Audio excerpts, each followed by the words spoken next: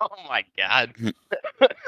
All right, so this is the Vinyl Room, and the first album we're gonna do is "I'm Wide Awake It's Morning" by Bright Eyes. Bright Eyes is like a genre mixing band from the late '90s to early 2000s.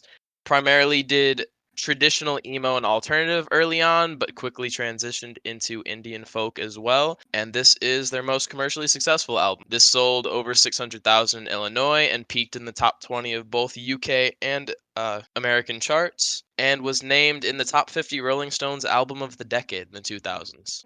I didn't know All that. right. Yeah, it was in the top 50 albums of the 2000s, and in 2008, Conor Oberst was the cover of Rolling Stone magazine listed as the greatest songwriter. So, Nice. boys, what'd you think? This was, I'm assuming your first experience with like country-ish indie folk. Yeah, that Well, whole time I was thinking, like, is this folk? Is it indie? Like, and then there was like you said, country elements. So it was, definitely a genre bender. yeah, it was a little interesting. Obviously the voice is a little unique, so I had to get used to that. But there were some songs that it really like fit the vibe, and then the other ones where it was like, he might need a vocal coach. But overall, I mean, it was a very unique album for sure. So this is their sixth studio album, although one of the others came out the same day this album came out.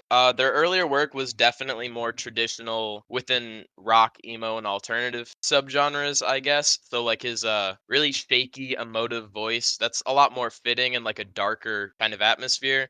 This album still had some of that dark lyricism with it, but the sound was obviously a lot more folk, a little not upbeat, but positive, I guess you could say. That's something that I noticed. I made a note of that because I was like, sometimes in certain songs, we'll go song by song later, but there are certain songs where it just feels like the vibe, like not the vibe, but like the instrumentals don't match up with what he's saying and how he's lyric like vocally singing it. So I was like, that's a little weird. At least for me, I thought it was a little. It didn't fit the tone of the song. Jason, any thoughts? Right. I was like, did I lose you guys? No, I agree with Jerry. There's like he said, we'll get to the specific songs later, but there were definitely songs where I was like, this is like a very upbeat, high tempo instrumental, but the lyrics don't really represent that, or they're more negative, or at least introspective at the very least. Yeah, so actually, that's something I was about to touch on. While it certainly still has its elements of political and social judgments, this is probably the most introspective Bright Eyes slash Conor Oberst project. A lot of their earlier stuff, how I said, was traditional alternative rock, emo, whatever, was also very angry and outspoken politically. So this one, I think the reason some of that, like how you said some of it didn't feel tonally perfect, was because a lot of their early music was more so criticism at the outside world, specifically politically. He's even outside of music a political activist. There's some of the songs like the At the New bottom World of Order song is about a protest, and he is like very well documented being an avid protester, avid political speaker. So I think maybe that's why there was that disconnect in some of the sound versus lyrics, because traditionally his songwriting is for angrier political music, Yeah. whereas yeah, this And is those, yeah. definitely more introspective. Still, definitely some political elements. There are quite a few lines throughout the album that you can tell have a political charge, but this is far more introspective than anything Bright Eyes had released to that. yeah. And with Yeah. that being said, I think that can be our segue into the first song. Because to me, the first song was relatively political, actually. Oh, for sure. Oh, yeah. Um, Definitely. the first song being at the bottom of everything, and that began with a skit. How do you guys feel about the skit? Because in my opinion, it didn't add too much, but it did like give off the vibe of finding beauty behind the madness when the plane is going down, and they're like, "It's a party, it's a birthday party, it's your birthday party," and yeah, that's just the kind of message it gave off to me just on the skit itself. Yeah, so this is actually just a fun little trend fact. That's three albums in a row where Bright Eyes has started their album with some sort of spoken word or skit or like basically something introing the album that isn't, which I just find that interesting to say like artistically. But you're absolutely right. That skit definitely has some political charge because he's sitting there talking about like you're sitting on the plane next to a stranger. He's sitting there reading this magazine article. I think it's kind of funny how he mentions it's about a third world country she can't even pronounce. It's kind of like building that disconnected feeling, like they're sitting on a plane, knows nothing of the guy sitting next to her. All she's heard is him ordering his drink, and then starts talking about she's sitting there bored and despondent reading this magazine about like third world country problems, and then they just start falling, and it's like, oh, now there are problems directly at the forefront of what you can assume is upper middle class as they're on an airplane. I Yeah. feel as if that definitely has some sort of political relevance. Yeah, for sure. Yeah, and for me, I kind of wish the skit was on its own. You know, like had it like be track one, be the skit, and then the actual song be like the next track. Because personally, I really liked that song. I really did. It was one of my favorites. When I actually got into the song, I liked some of the lyrics. Like, let's see, we must blend into the choir, sing as static with the whole. We must memorize nine numbers and deny we have a soul. I thought that was like insanely good writing, and I don't know, I could actually feel like his vocals fit there. The instruments were on point, like everything was instrumentals were on point. And there was a ton of imagery of today's America. So I don't know, I like the skit, but I also wish that it kind of didn't take away from the overall like song, because I feel like the song, if there was more of that song, I would have been more happy with it. But it's still one of my favorites of the album. Yeah, I Yeah, gave the album like 2 or 3, maybe 4 listens in general over the last week or so, and I'm not gonna lie, the first time I heard it, the skit literally had almost no meaning to me. But after hearing it, you start to make more and more connections. Like I said, I found the skit to be like a little bit of the meaning of beauty behind the madness, and I think that the song portion of this track was like, to me, I read it as turning society on its head because they're questioning so many aspects of society. Hmm. Absolutely.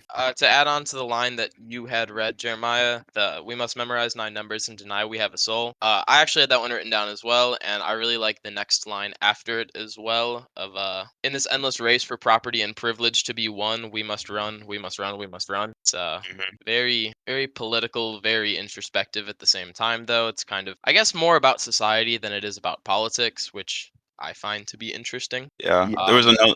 Yeah, there was another line that I had where it was, we must rip out all the epilogues from the books that we have read, which is basically, obviously epilogues are basically the author that when an author writes a book, they write an epilogue to begin the book that kind of, gives their meaning and things like that, and shows like where their head was at, or like their headspace. And so it kind of it just sheds light on how today's America, or like society in general, will like just completely disregard people's intentions or like the actual truth for their own opinion. And it's very enlightening that someone can really like write it like that. Really oh, make it. absolutely. It's his writing is insane. Like there's no denying that. I had that line written down as well, and I took it just like you, but in a more positive tone, I would say, because I read it as like he was desiring a more creative world and suggesting that removing the epilogue would give the reader of the book that the epilogue is being removed from a chance to interpret it for themselves. And that's just how I took it. I think that's how he meant it, just because like with how creative he is and how his writing is.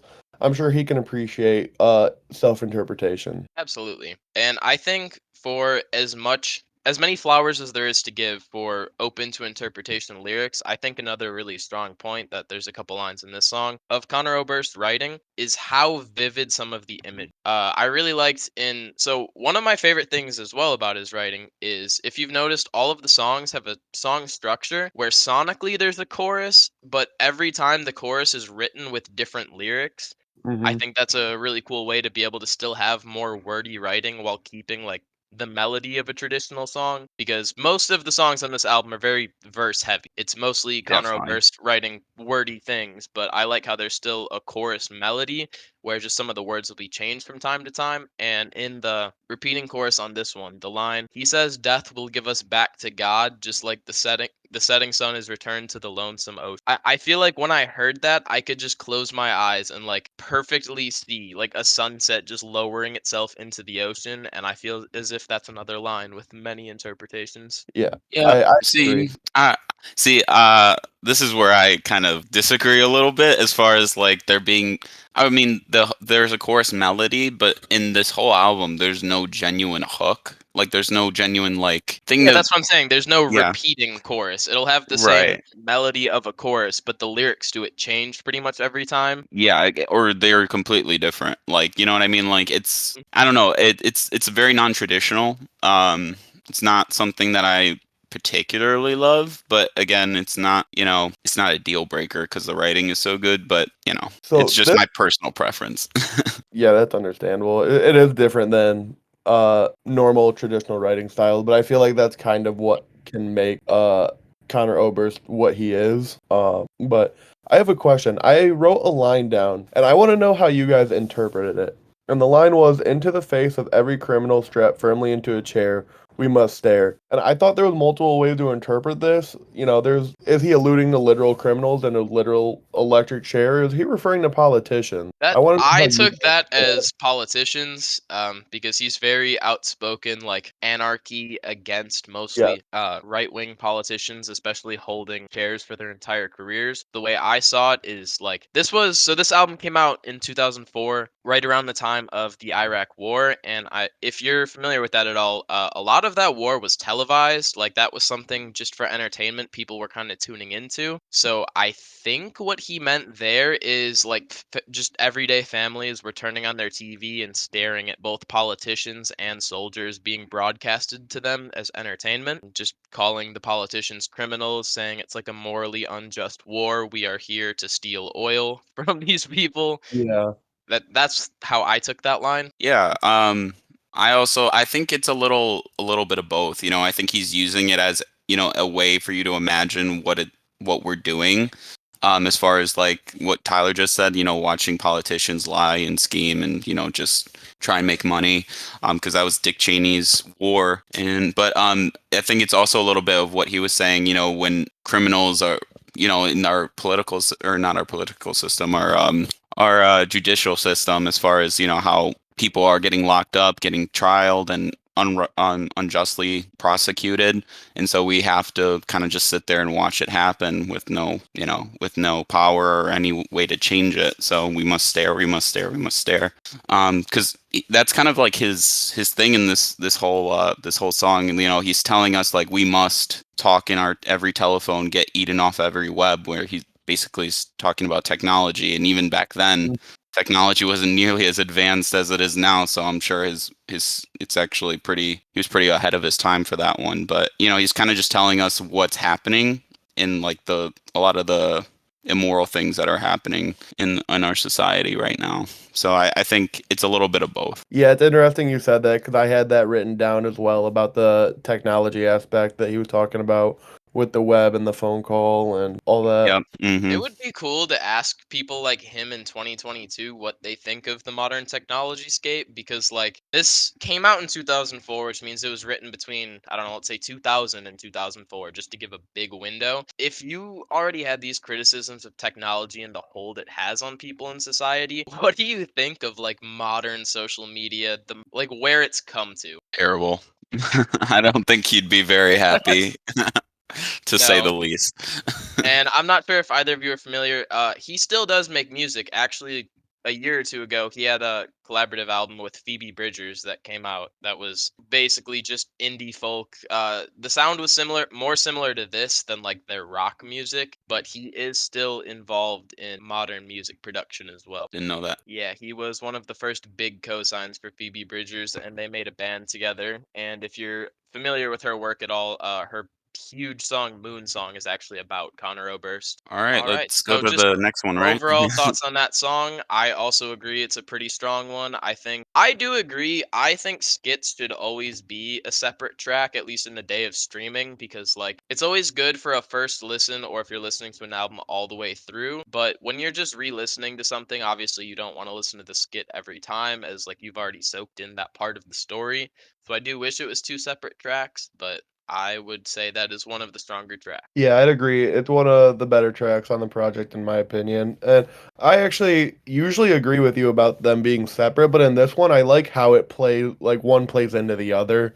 So in this specific situation, it doesn't bother me as much as it usually would. Yeah, and then in the music video, I guess you can just tell, like, as the guy's reassuring the girl in the music video, it's the people on the plane that start singing it, like as it's going down. The skit Yeah. kind of just plays into the song. But okay, we can move on to the next song. We Are Nowhere and It's Now. What did you think of this? So I like this song.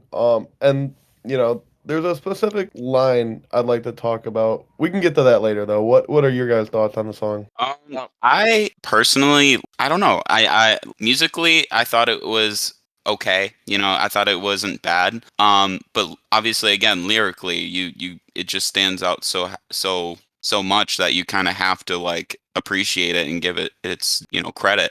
So it's a hard one for me because again, musically, it wasn't my favorite. But again, the lyrically, it was really great, and yeah, I have some lines that I are jotted down too. So, but yeah, go ahead, Tyler. I guess before we get into lyrically, then just a little background information. Sonically, the girl's voice that you hear singing in this is Emmylou Harris, which I wasn't overly educated on beforehand, so I'm going to assume neither of you are either. She was like one of the most famous 50s, 60s, 70s country musicians. She's won 14 Grammys throughout her career, so like I guess part of like the sonic relevance is also like this is a stamp of approval from like a tried and true vet. It is Yeah. like one of the biggest, greatest of all time within country folk music.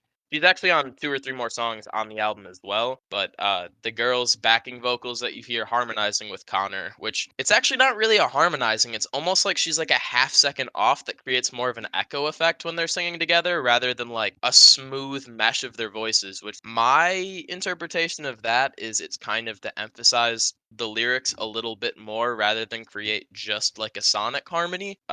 But that is who that is. I would agree. Sonically, this is definitely a pretty somber, one of the slower, simplistic sounding songs, but Conor Oberst's writing is just poetry. Yeah, exactly. Yeah, and I don't even mind it being simplistic. Like some of his simplistic music, like songs on the album, I really loved. I don't know. I think it was a mix of his voice in this one that I wasn't a huge fan of, but because like again, there was certain songs where I was like, wow, I really like his voice, and like it fits perfect. And then the other ones were like right in kind of in this one a little bit where it was just not wasn't pleasing to the ear.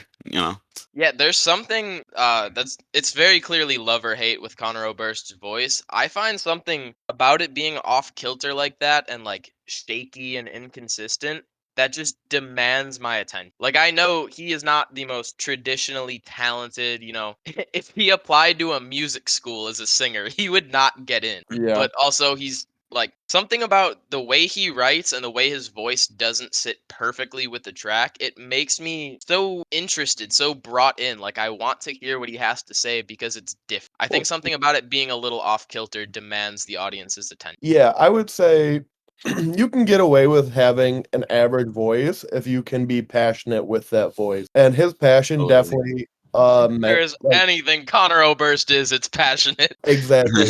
His passion mirrors his lyrics very well. So even if he doesn't have this, all-star voice, he's able to get by on it because of how passionate he is in his singing. I would argue in writing as intimate as this, it might even be for the better that it's more of a passionate, like you're interested in what he has to say rather than if someone came out like Ariana Grande belting these lyrics, you wouldn't be as brought in. Oh yeah, I 100% agree, and that's one thing that I really love about like this genre in general is because it allows for people to really get deep with the lyrics. They can understand the lyrics, they can feel it, and I agree with Jason said as far as like when he is passionate, when he does decide to like really give it all he's got. I feel it, and so like those are the songs that I specifically like write down. I'm like, wow, he's insanely like I actually really love his voice here, and it's a weird inconsistency. Gotcha. All right, so then you both said you had some lyrics you wanted to talk about. Let's segue into that. Okay, so there's a little stanza that I wrote down,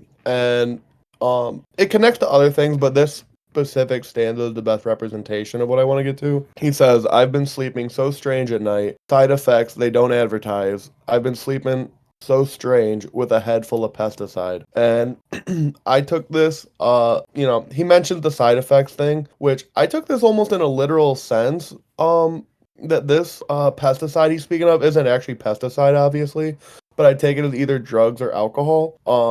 And with this album coming out early in the 2000s, there was literally no campaigning against alcohol. Everything that was shown on TV was positive. And in a lot of his writing, he alludes to his alcoholism. So that's how I took it. Yeah, so his drinking habits are very on the forefront of this album and some of their other music as well.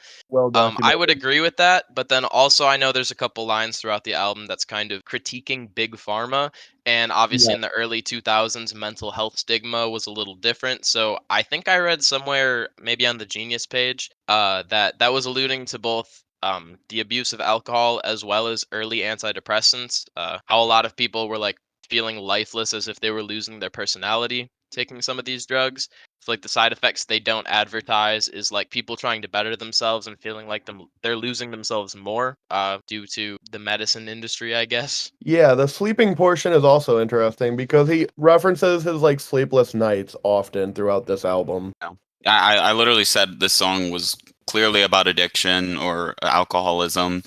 Um, One of the lines that I most not connected with, but as far as like that stood out for me was, and if you swear that there's no truth and who cares, how come you say it's like you're how come you say it like you're right? I think I really love that line because it's like kind of like a paradox.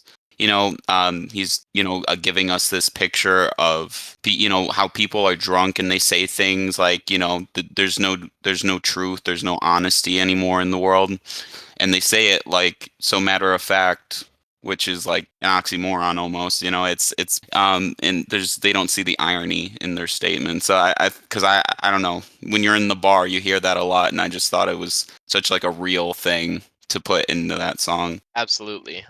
Once again, to go on that like super striking imagery and just makes you think. I really liked the line, "You see stars that clear have been dead for years, but the idea just lives on." Because like obviously in science, the stars you can see from Earth have been dead for thousands or millions of years, but because of the way light travels, you're looking at dead stars, but there's something about the brightness of stars that like inspires people's ideas, and I find that really interesting because when he's talking about addiction and ends that line with but the idea still lives on, that's kind of like that same, you have pesticides in your brain, like you're not feeling like yourself, you're losing yourself to something, but the idea, even though if you're feeling dead on the inside, is still living there, if that makes any sense. Yeah, it does. I find that to be quite interesting. And at the very end, after he's talking about like drunk stumbling down to the bar, and the bartender doesn't want to serve him because she knows he has a problem, but also at the same time, she's the one allowing him to have this problem. So like that's kind of ironic. But the And closing then turns lines on the of song, yeah. and then the closing lines of, "She took a small silver wreath and pinned it onto me and said, 'This one will bring you love. I don't know if it's true, but I keep it for good luck.'" I think that's really cool because I was reading the Genius on it, and in folklore, a bullet cast from silver is often a weapon that is effective against monsters. So, like, the idea that he's dealing with these inner monsters that she knows she has part of a hand in playing, pinning a silver wreath to him as if that's going to help him get through them, I think is really cool symbolism. Yeah, can we talk about like what, I want to call it a scene because it's so vivid, like imagery. He says, "My friend comes after work when the features start to blur." And the blur is obviously referencing alcohol, and you could reasonably question whether that is his friend that he's actually referring to, or if it's just the bartender after their shift. Because in the previous verse, they were conversating, him and the bartender, and she says these bars are filled of things that kill. And I feel like that just furthers the connection between big pharma and alcohol. I feel like that's a double entendre. Yeah, I would agree with that. Yeah, definitely. And it's really weird that this song, like, I feel like the writing is almost like a movie, like Yeah. I wrote down like it's like, at least with this song, it's almost like poetry with folk music in the background, like with music in the background, because it's just like it like comes to life. Like you can literally picture everything that he's saying, like every line. It's really impressive, and his writing is otherworldly. This song Yeah. in particular is very cinematic. Yeah, definitely. All right, which then we can lead that into the third song, "Old Soul Song for the New World Order," which is probably the first look at just very straightforward political talk. Like in the past two songs, we've talked about a couple lines that you can interpret multiple ways. This is very clearly just the storytelling of being swept up in a protest. Yeah, and I think Thoughts it's on the important. song? I think the way you actually said that is pretty important, swept up in a protest, because to Mhm, me it seemed like while they were there, while they were taking pictures, from the writing itself, it didn't appear that he was a huge participant in the protest, and that's why when he references on the way back, he was holding the camera so tightly, because the only thing he has to remember this day by is the camera and the pictures that they took. mhm. I And it think. also references a little bit of because I read this on Genius. Like, I guess truths have like two meanings to him. Like he held the camera like a Bible, just wishing that it held some kind of truth. So like, he kind of understands that like not everything you see is exactly what happened or what is meant, what was, it's unreliable almost. Mhm, So I don't know. He's kind of a little bit before his time because cameras now you see that in modern society where people kind of edit and do different things with their photos, and you just kind of, I don't know, it's just very like weird how when we're reading this now in like today's society from when this was made back in like 2004, so it's still relevant now and even more so actually. Yeah, and then also just to point out sonically, this is a little bit more musical. There's that layer of piano kind of going with the guitar. There's the steel pedal drum with it. It feels like there's more layers to this musically than like the last song is basically Conor Oberst alone in a room with the guitar. Yeah. I Um, wrote down I love the build up in this song because it mhm, starts off kind of like, oh, we're just going somewhere where everything's happening, and then it just like breaks into this chaos, and yeah. it you can really feel his passion in the hook or the chorus lines, and this was, I wrote down, this was one of my favorite songs. It might be my favorite song, or the next one might be my favorite song. Yeah, so at the end after that build up too, there's the first little glimpse at some of Connor's shouting vocals on this album. Mhm. They are much more prevalent and much more aggressive in some of their previous albums, especially on Fevers and Mirrors, which is their other like super critically acclaimed album. I can't tell which one I like more between Fevers and Mirrors and Wide Awake It's Morning, but I do like the moments where there's like that shouting because that intensity is always prevalent in the writing. So when the sound matches the writing in that level of intensity is when I think Bright Eyes is at their best. Yeah, I agree.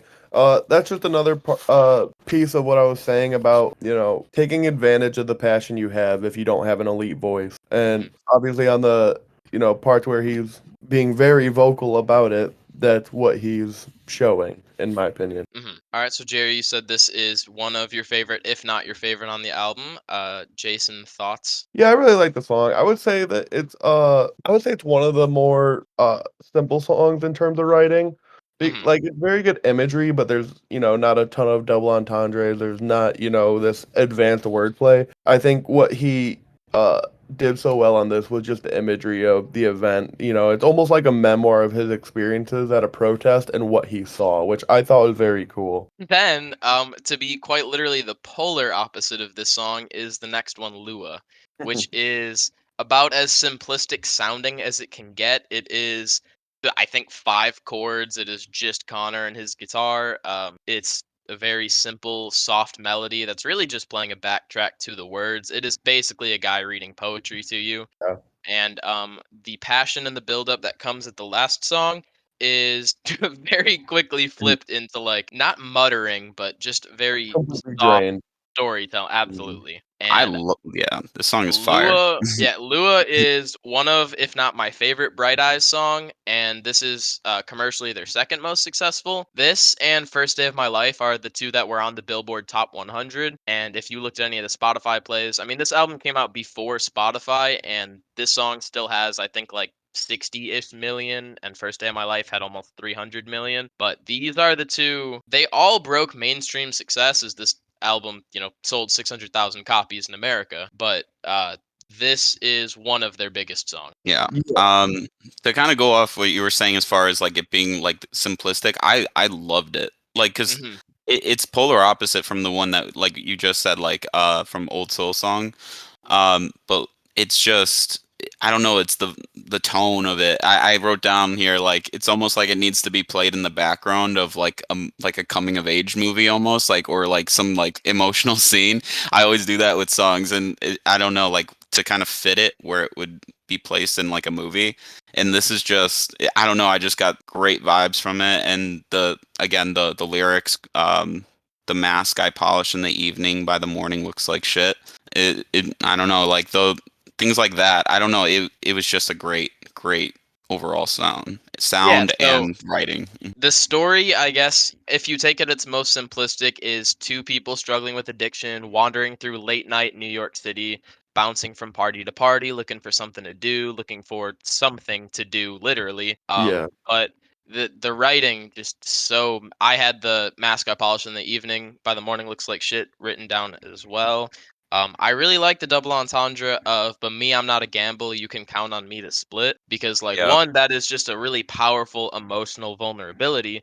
But also, you as someone who plays cards, you know, in blackjack, when you split it, the idea is that you're getting better odds. You can maximize the amount of money you can make. Yep. Like, I'm not a gamble. You can count on me to split. Literally splitting the cards when playing blackjack, but also like, hey, just so you know, in the morning, the love, yeah, the love I sell you in the evening by the morning won't exist. Yep.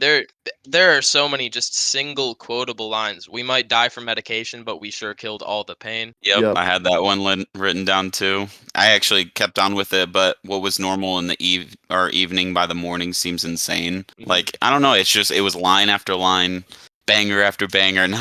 um, but no, it was great. It was a great song. Yeah, this Absolutely. is one of the like we've talked about the themes of his albums being either, introspective or political. This is 100% one of the more introspective songs on the project. He is like self-analyzing himself constantly as well as his girlfriend on the track. And he's really just breaking down their thoughts and like really evaluating himself and acknowledging issues like, when he is referencing things like supplies and that she would have dark eyes and likely from her sneaking off to get drugs and stuff like that. Yeah, definitely. What do you guys think of his voice in this one? This melody I absolutely love. So this I learned this entire album on guitar just because I love this album. But this was the first song I learned because it's really simple to play on guitar. And because it's so simple, it's kind of the song I was trying to use to teach myself to like sing while playing at the same time, because that's not the easiest multitasking. And just because that's like the way I was trying to practice and get better at that, this song's melody is like ingrained deeply somewhere in my brain. I thought the I thought vocally it was really interesting and I really liked it. Like this is one of the like one-offs where I really liked his kind of almost quirky vocals. And I thought it fit. You know, for me it's all about tone when it comes vocally and if it fits with everything else that's going on as far as lyrically and sonically, instrumentally, whatever. And this one I thought that it just everything just fit. Everything was just perfectly in line. The lyrics, the instruments, his vocals, and it just gave a great overall vibe and tone. Yeah, I think it sounds good. Obviously, it had moderately a mainstream accessible kind of sound because of the numbers it did. But it's when I say it's a perfect song, I don't necessarily mean it's the best song I've ever heard, but I wouldn't change any. Like this Yeah, is Yeah. one of those songs, everything they did worked and it worked masterfully. Lua is definitely one of the crown jewels from this album, and I wouldn't change anything about it. Yeah, I'd agree. I think he did it exactly how he wanted to, and I think it came out exactly how he wanted to. Mhm. it's fine. All right. Next song, Train Underwater. Thoughts? I put it down as my least favorite song. It's actually my least favorite song as well. I don't Okay, bet. dislike the song. Like I don't think it's terrible. I think the writing is definitely much simpler. It's about forgiveness, growth, whatever. And so Bright Eyes and Conor Oberst is from Omaha, Nebraska, and also they started Saddle Creek Records there. So like Omaha is kind of where they're headquartered. Like that's where they do a lot of their recording. That's where they lived their whole lives. A lot of this album was written while he was living in New York, so a lot of it's about New York. The train underwater is just literally a reference to the L train goes under some of like the bridges, like you know what I mean. Yeah. Yeah, I I know what think you're. obviously everything he says is worded in a very poetic way, but I think this would be my least favorite song on the album. Yeah, with this song, I really didn't take too much away from it. I mean, it starts with a sad tone and sad suggestive lyrics, but it also promotes some positivity. The Mhm. quote I wrote down was, "But I sing glory from my lowest, and I will say peace to the people I meet," just meaning that he'll spread positivity despite him constantly feeling like he hit rock bottom, which I can Mhm. appreciate that. But other than that, I didn't find too much that was too inspiring from the song. All Same. right. Then My first observation was that the instrumentals, this was the main one that I had an issue with as far as like his dark vocals and not depressing, but also kind of a dark lyric mhm. didn't fit. Like, it was a happy-go-lucky like folk country instrumental, and it was the melodies weren't, astounding, and his vocals also weren't great in this one in my opinion. So it wasn't, I didn't even have a really a line to take away from it on this one, but because I was just so distracted by all these things that I didn't really love. So All right, so then if none of us really have too much we want to go on to on that, we can kind of just jump straight into the next song, which Yeah. is First Day of My Life. This is by far their biggest commercial song. Like I said, it had like 300 million plays on Spotify and it came out before Spotify. It trended top 10 in charts in both America and UK. What are your thoughts on this one? I think it's very understandable why it did so well. Mhm. I like the song. And I think like a lot of the writing and the meaning behind the song is really cool. It's obviously about a woman and after he meets her or after he realizes how much, he loves her, that's really when his life started in his eyes. What I really like, what you're saying is 100% true, but I like how it's worded ambiguously in the way that you can take it as this is him feeling like the first time he's alive because of how much he loves her, or there are certain little nuggets of lyricism where you can take this as he just ended a relationship and now he's feeling alive for the first time. I really like how wrote like that, like the idea of like just being born in the doorway, talking about like going out in the rain, dealing with a lot of dark negative things, and now he's talking about I guess how he feels more alive after that. And then there's the one line at the end where he's like, and I'm wondering if I could come home, which I think is Mhm. like the first blatant, you're like, oh wait a second, is this a breakup or a love song? Yeah. right. For me personally, I'm not saying I don't like it. I really actually it's one of like the top songs. But I think it's slightly overrated, a little, just a little bit. Just because you know how I am with vocals, and sonically it matters to me. How things sound sonically matters. Oh, of So course. so for me, the vocals weren't, again, like it's a love hate with me and Mr. Obrist apparently, because some songs I absolutely love what he's doing and I think it fits perfectly, and then in other ones I think it's a little too much for me. But so in this song it wasn't really my cup of tea, but again, his writing clearly shines in this, and it's a song about earning love, and it had a great melody, which I read actually he sampled Bob Dylan's chords from "Don't Think Twice, It's All Right." Mhm. So it's actually it's an interesting song about earning love, and two people kind of like in different it's seeming in my opinion like they were in different places at Mhm. different times, and then they were trying to get back together or at the end. But overall, I liked it. I didn't love it, if that makes sense. Yeah. Yeah, Yeah. I Mhm. I really do like how even in commercially successful songs, he doesn't necessarily trade off writing value. Like you said, it's still a very well written song, and it does Mhm. use kind of the same musical progression as a Bob Dylan song, which is really funny because ever since Bright Eyes like worked their way towards the mainstream, a lot of people were calling Conor Oberst the new age Bob Dylan, which like that's obviously very high praise. To most people who like music like that, Bob Dylan is the greatest songwriter of all time or one of them. So that's That's a moniker he didn't really appreciate, but it's kind of funny that he would then like sample his music and it would be their biggest commercial song. Yeah, just Right? playing into the notion that he's similar already. All right, so then we can move on to another traveling song. So I Thought. had some thoughts about this song. All right. I actually didn't mind it. What to me, what a lot of the album was is like it would hit this certain tempo and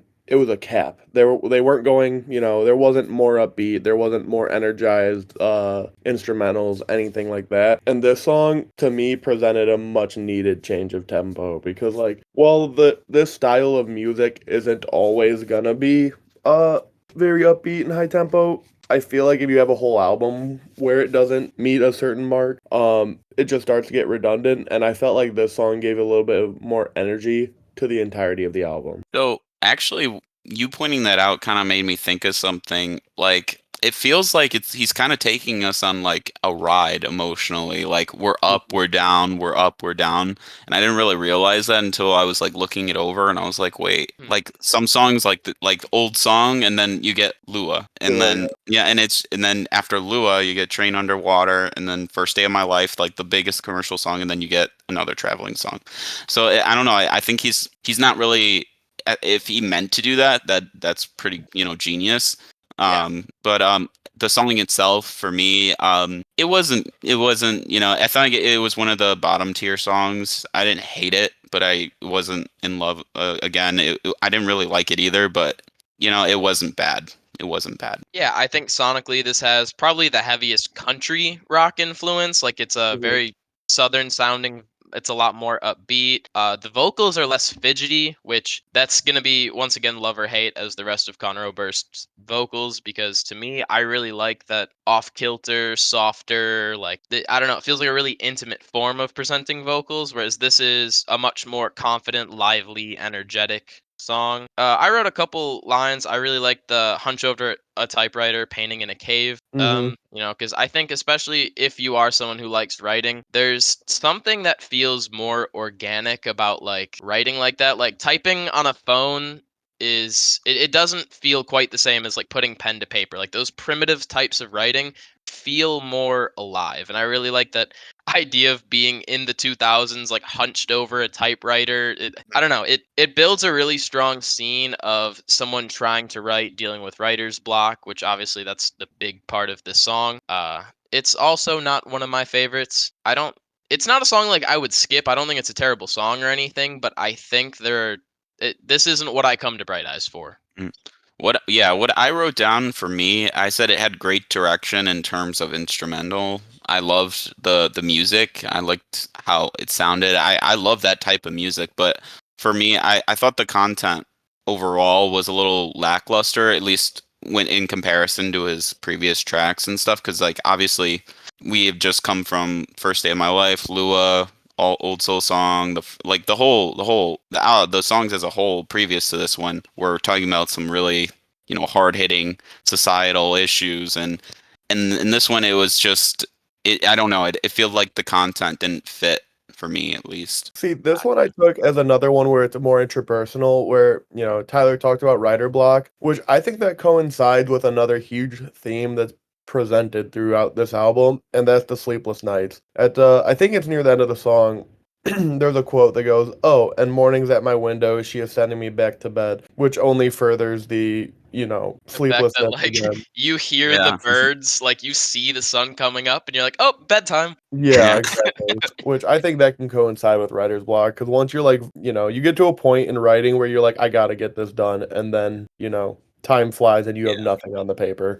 Which It needs I to think take it's a chill funny. pill. You pointed out like the song structure of this album, how it's kind of like taking you on a journey. At points, even giving you whiplash, jumping from like really soft, minimalistic instrumentals, and it's just Conor Oberst talking to like lively build-ups like that. Because right after one of the most energetic songs on the album, you transfer into Landlocked, Yep. which Loved it. in my opinion, I would put this on the level of Lua of songwriting. I think those are probably the two best written songs, maybe my two favorite on the album, but it goes back down to a his voice feels like a little bit off instrumentally. It starts off pretty simplistic. It builds up as the song goes on, but like once again, it's just a huge juxtaposition of that last song was this lively, energetic, in your face country rock down to like this very, all right, this is 13 verses. Like there is no repeating chorus. Here are all of the words. Yep, Yeah. I loved the song.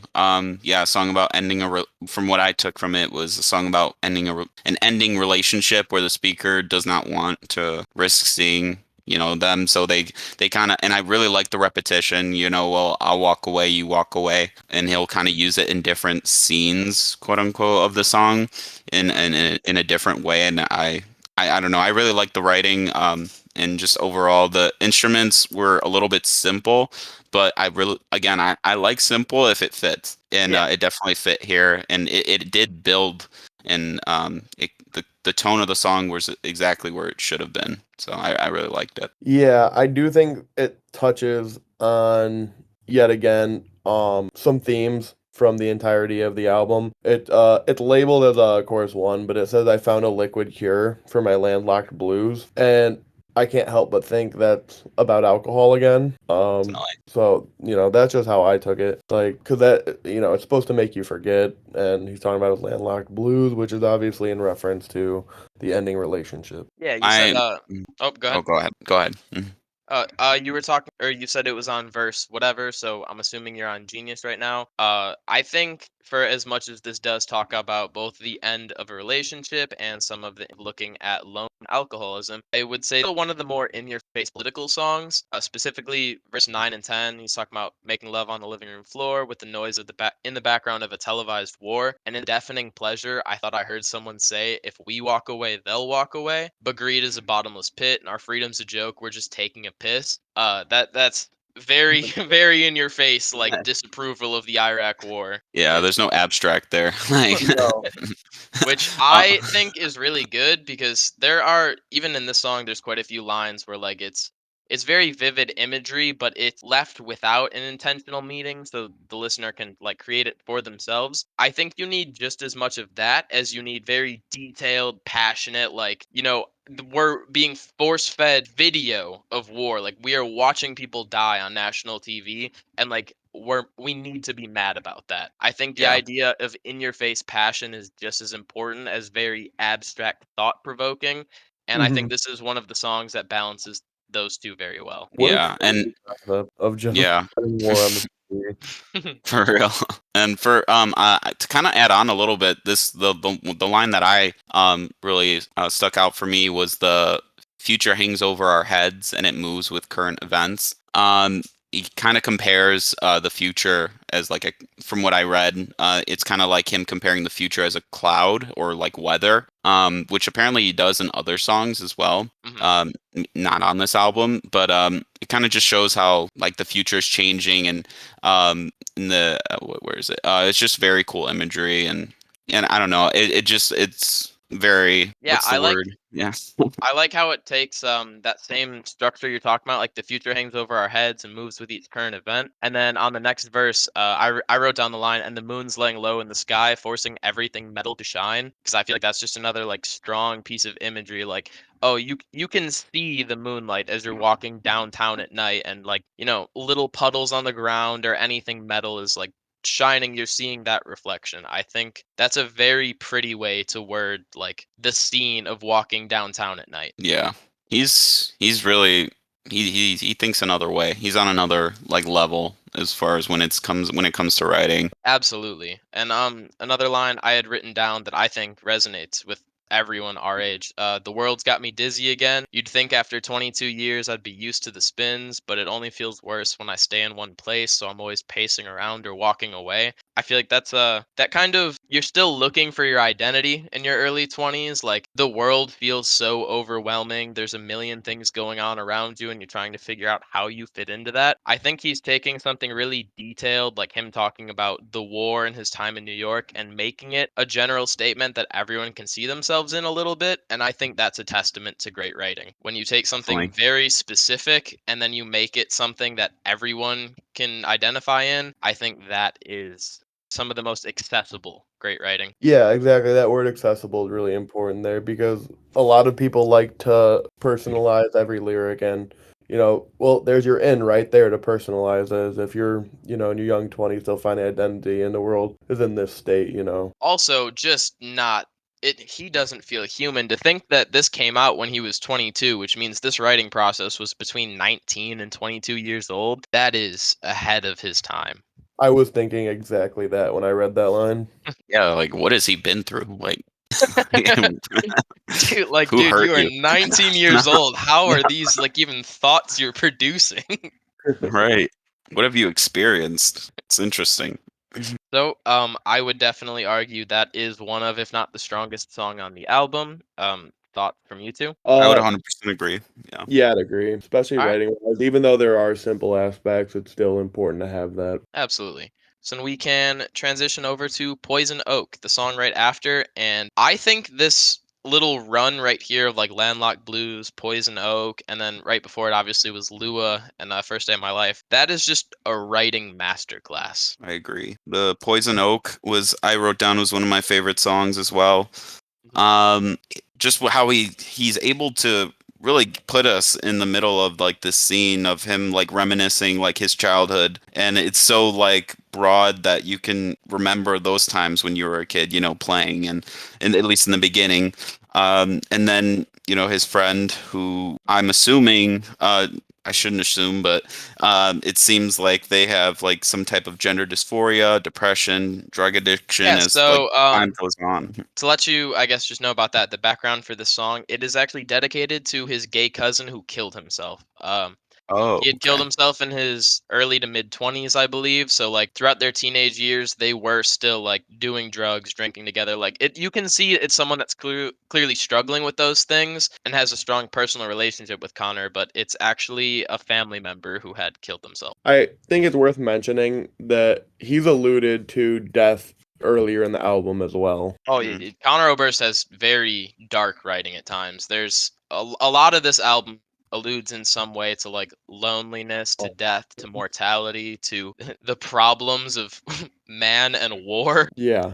Very mm, very down outlook on life at times, but yeah, I think it's something that I feel as if is almost exempt from critique because when you're writing like a very personal message to a dead family member, I'm not going to tell you to change a damn thing about your song. Like this is you working through emotional baggage and letting something be out there for the world. Yeah, it's how you yeah. feel when you're writing. If the This is writing your therapy. exactly, if the writing style isn't perfect, that's okay. Like, Mhm. And I, and honestly, I really loved it sonically. I felt like I could really hear his like anger and sadness in like in his voice when he was singing some of it. Specifically, like when he said, "Let the poets cry themselves to sleep," and all their tearful words would turn back into steam. It's kind of like him saying like those words mean nothing to me at this point. I love that little chorus as well because Hmm. I think that can be taken also as a way of obviously we're talking about how this is a pretty introspective album. I think you Hmm. can kind of take that as internal conflict about the fact that he's making so much money off these like emotionally vulnerable sad songs on his last album or two albums before that. There's a line, this is actually in the Genius, false advertising. The line is, onto a stage I was pushed with my sorrow well rehearsed, so give me all of your pity and all of your money now. I think the idea that like these people are letting out really emotional parts of themselves, but then rehearsing it, like these words are just becoming steam again. Like it's not Yep. Hmm. taking too much of him and he is getting personal gain off that. I think that's a really interesting internal conflict because the song starts as like this powerful personal love letter to a family member who didn't accept themselves and had killed themselves, and then it very quickly flips into this introspective, is what I'm doing wrong? Am I taking advantage of the things happening to me and monetizing them? And I think that's a very interesting view from an artist. Yeah. yeah, And I don't know how you deal with something like that. And the fact that he even put it in the song is like it's on another level. Like I said, it's just it's very self-aware and honest. And then that build up into "But me, I'm a single cell on a serpent's tongue," that power in his voice and like the instrumentals picking up right there, that gives me chills every time. That is just like you said, vocally, this is one of those songs where you can hear like his passion, his anger, his sadness. It you just Yeah. get so drawn in. All the angst in his voice is incredible in the song. That's a this guy. I don't know how to judge his vocals. Any like like one song I'm like this is not for me, and then the other song I'm like Jesus, like I could feel everything he's saying, and like it fits and like have no critiques on his vocals, and it's very confusing sometimes. Yeah, his vocals are fine, is how I describe them, but they're enhanced by passion. Yeah, I agree with that. Also, this is just a side note. I think, kind of speaking on powerful imagery, that last little chorus, the "Now I'm drunk as hell on a piano bench, and when I press the keys, it all gets reversed. The sound of loneliness makes me happier." There's something different about being sad on a piano bench. Like everyone has seen, like the guy sitting alone in his room, he's sad and he's like strumming his guitar. There's something about like sitting on a piano bench and passionately pressing away at the keys that demands that attention. Like if you see someone drunk and bawling their eyes out playing piano, emotionally that just builds like the most powerful scene in my head. Yeah, Definitely. yeah, I'd agree. Like there's just a different level of urgency, I guess. If someone's sitting there playing piano, like if you are playing piano and bawling your eyes out, I feel like you are I don't know, man. That's a different level of down bad. Yeah, and it's even Mm. depicted in movies. Like this is a weird example. But the drunk sitting at a piano bench in front of a piano is shown often in film. Specifically, the one I'm thinking of is in the SpongeBob movie when he's in the. Oh my God, I'm just saying. All right. bruv. So I like I said, I think that little run, especially Landlocked Blues and Poison Oak back to back, is just a masterclass in writing. And I think all of that like sad emotional buildup kind of gets topped off in the final song, Road to Joy. What The are your joy. thoughts on this one? Very clever way to use Beethoven's Ode to Yeah. Joy. Um, I remember when I first listened to it, I was like, wait, I know this. So I was like, what is this? And then I read the title of the song, Road to Joy, and I was like, oh, it's Ode to Joy. So it's obviously pretty cool, but I really liked the way he used this used Ode to Joy in it, and kind of made it his own and turned it into kind of like this powerful, like almost like I don't know how to describe it, not hateful, but like passionate like thing about war, at least from what I could see. It was clearly an anti-war song. So yeah, and I don't know, it was a really just fun song. It's something that I has replay value for me, at least. So it was nice. It wasn't crazy great, but I really liked it. I really like his vocals when he gets into this like it's not screaming in like the metal sense, but that shouting, passionate, like you can just Raspy. imagine him like in the studio jumping on a table and yelling these lyrics. Like Absolutely. that power that gets into it. And like how you said anti-war, I wrote down the line, I read the body count on the paper and now it's written all over my face. I remember actually texting our group chat a while ago, and that was before I'd even heard this song. But I think it was like when there was the school shooting like 15 minutes for me in Texas. And I was saying, like, is it just me or does like reading the news every day actually depress you? Like, I feel my mood getting worse by the day when I'm seeing, like, oh, 10th school shooting of the year, 15, like these things I felt myself physically affected by. So when I first heard this song,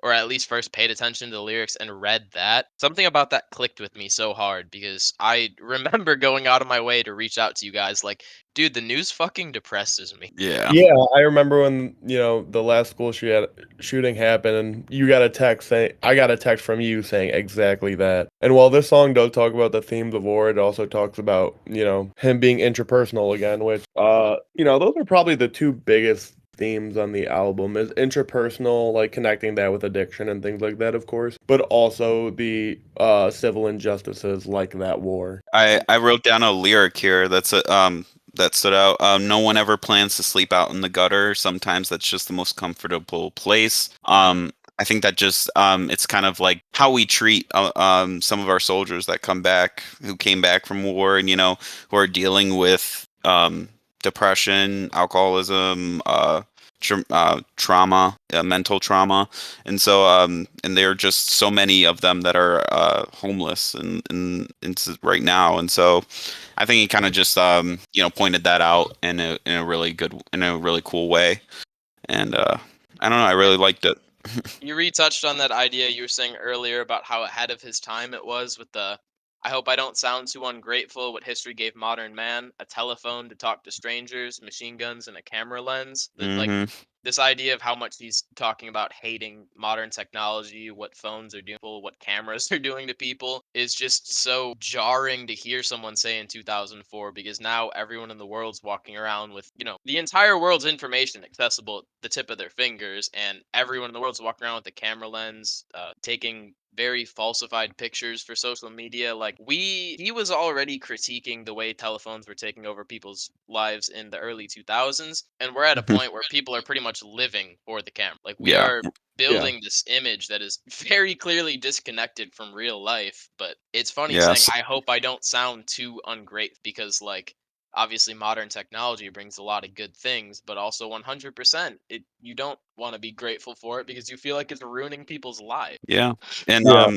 someone I reference in like that kind of take is actually Bo Burnham, because he's incredible about like today's technology and the way he explains how like companies are like literally fighting for our attention like that. They're Mhm. mining, they took over all the land they could, so now they're trying to take over our attention like every available second that we have. So yeah, again, he Obrist is way ahead of his time for when this was written. You know what Well, I loved reading that had a ton of irony in it is uh he said, "Well, I could have been a famous singer if I had someone else's voice, but failure always sounded better." And I just thought that was so ironic that it's on the last song of the album after this entirety of this conversation. We've been talking about like, well, what's his voice actually like? Is it good? Is it bad? Is it okay? Like, and absolutely. by Oh, go ahead. I was just gonna say by failures always sounded better. I think what he meant by that is passions always sounded better, even if you have a muffled voice. Like I just I thought it was Right. absolutely love his voice, but I do think that's so funny that he said, "Well, I could have been a famous singer," because this is their third album in a row that was doing major charting. Like they were yeah, playing like Austin City Limits, giant like sold out stadiums at this point. Like even though this is their biggest commercial album before this, they were already basically a household name. That line always makes me laugh because like you'll see before this album came out, him playing singles from it on like The Tonight Show. yeah, Like I feel as if because it's this indie folk isn't really as prevalent in the modern music Like scape. mainstream. Yeah. Yeah, that people kind of forget once upon a time this was huge. And like talking in our group chat, like none of you guys had listened to Bright Eyes before. It's wild to me to think that in the 2000s, Conor Oberst was like a household name. Like you knew Conor Oberst to the same level everyone knows. I don't know, like a Taylor Swift, like a huge. This person is going on super popular talk shows and playing their. yeah. Yeah. Well, now fortunately we have Mumford and Sons, so that's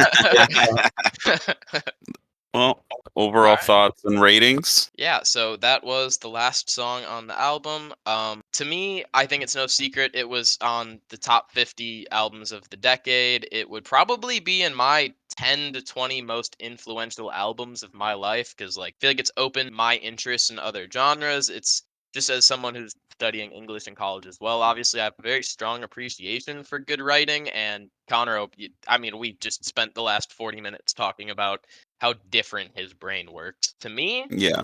like I said, there is a song or two on here that isn't my favorite in the world, and I wouldn't call this the best album I've ever heard, but I would consider this a 10. This would be a must listen classic that I think everyone should give at least one or two listens in their life. so for The me. yeah. Go yeah, you go first. You go first.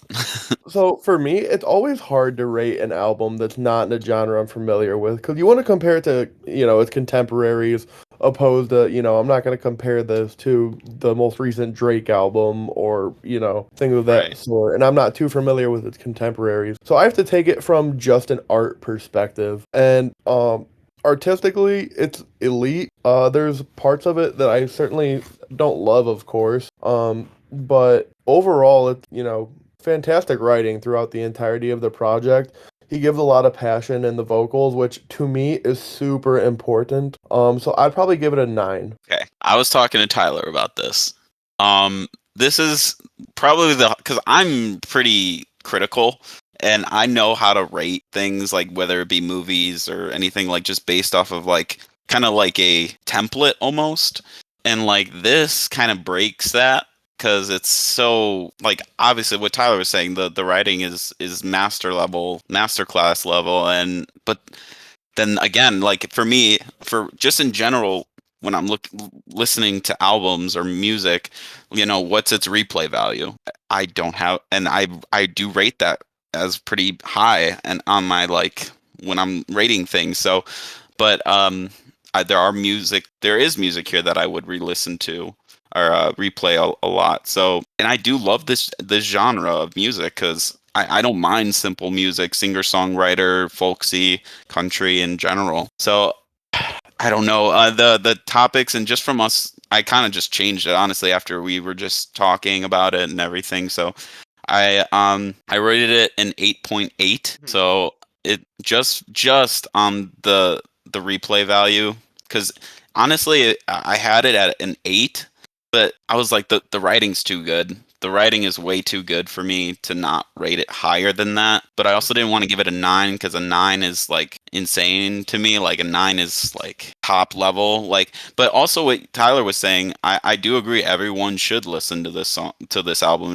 because it does hold a lot of meaning. It does hold a lot of value in that in the lyrics. So that's what I rated it. I don't know. I don't know if that's the right rating, but that's what I'm gonna go with. I will say this is an album that's really hard to just rate on a numeric scale because sonically the replay value is going to be totally up to the listener. Me personally, I love the sound of this. I could listen to this album basically whenever. Like if I had to take an hour-long drive, I could listen to this front to back. I might skip, a song or two if I'm not in the mood for them, but I have no issue just listening to this, even words aside. But I think just from an influence standpoint towards like the modern indie scene, and then just the insane level of writing, this, yeah, I wouldn't change anything. Like I said, I don't think this is the best album I've ever heard, but it's something that I feel like is just crafted so well that when I'm critiquing it, I wouldn't change it. Like Oh yeah. I couldn't imagine altering anything, and to me that makes, because this is revered as a classic. This is something no one's going to dispute. Like, everyone should check this out. This is one of the quintessential albums of the 2000s. Mm-hmm. And And when I I think think of Definitely. that regard, on top of the fact that I wouldn't change anything, I really don't think like a 10 or a high 9 is an invalid rating. Oh yeah, yeah. I wouldn't invalidate that at all. Like I said, if I could, I would rate it in like three different scales, instrumentals, vocals, lyrics, and just overall replay value, because then those would be completely different. And then I guess I could take the average of that, but it wouldn't match up to an 8.8, because obviously it's so much more than that. And like you said, on a numeric scale, it's really hard to rate something like this, in my opinion. yeah, Absolutely.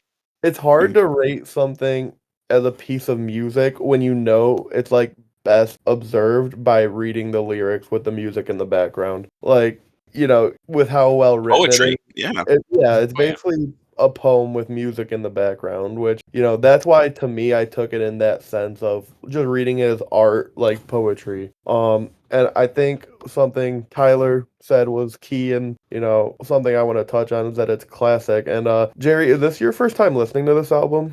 So I listened to it 3 times, the album. I listened to it 3 times, wrote my notes.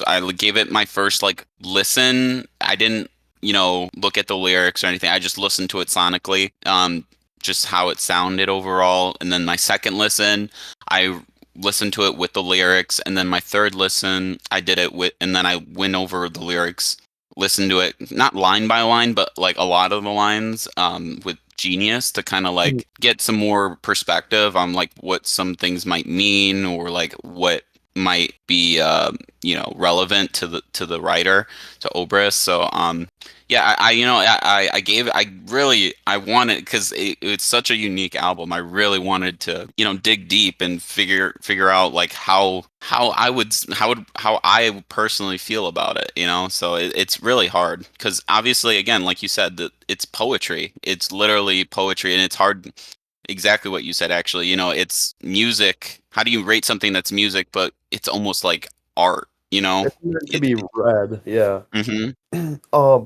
But yeah, I think, what I was gonna get at is this your first time listening to this album, was this week, what you Oh made it yeah. sound. Yeah, This my absolutely. first time listening to the album was this week. And this album came out in 2004, 2005, and we both gave it an 8.8 and a 9, which really shows how it stands the test of time, which is what makes something a classic in my opinion. Oh, Yeah. absolutely. I agree. There will be great albums in the time that they come out that kind of lose their luster over the next 10, 20 years, whether it be the things they're saying become outdated or that it becomes anti progressive. Whereas this is something, I mean, there were multiple lines Jeremiah's pointing out, and he's like, this is unbelievably ahead of its time. Like, if it was already a classic hitting people in the moment, now that's, 20 fold. Yeah. And Yeah. I do believe that, when you listen to an album like this matters, like when in your life you listen to this matters, Absolutely. because if like let's say you're in a position that you're depressed, you're not feeling, human, and you listen to this, it will hold so much more meaning, and it'll really resonate with you. And so, it's an important album, but it's an incredibly important album. It touches on so much things societally, or in our society, and just in yourself, like, and you can really personalize it to you as well, and in your issues that you might be going through, your struggles. So Mhm. it's incredibly important, and I completely agree with Tyler as far as everyone should listen to this. Everyone should read the lyrics and dig deep and kind of go off of that. Absolutely. I think if you could find me a single person in the world who isn't in some way dealing with loneliness, identity issues, political outrage, addiction, depression, any of these things in their early 20s, their late teens, even pushing towards 30, you're a liar. There Yeah, isn't a single person in the world who isn't questioning their religion or wondering their place in society. Like, this or the album touches government. on Yeah, exactly. This album touches on so many important topics that I think everyone in society should be putting some emphasis on in their life. I think a lot of your free time should be bettering yourself, questioning yourself, cementing strong fundamental values to like help you for the rest of your life. And I think a lot of the questions and a lot of topics touched on in this album are kind of those first building blocks. I know you compared it to a movie earlier. This honestly feels like a very well done coming of age movie. Yeah. literally. I was just like, at what point should he just like write a movie or like Fun write, fact, He like he a has. short has. film? He wrote a Like, Yeah, screenplay.